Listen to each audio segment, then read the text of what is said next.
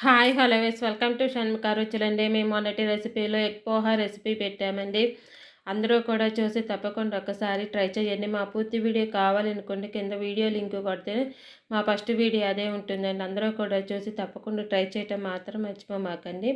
మా వీడియో కనుక కొత్తగా చూస్తున్న వాళ్ళు, ఫస్ట్ టైం చూస్తున్న వాళ్ళైతే మా ఛానల్ని సబ్స్క్రైబ్ చేసుకోండి. మేము పెట్టే వీడియోస్ మీకు ఎప్పటికప్పుడు నోటిఫికేషన్స్ వస్తూ ఉంటాయండి.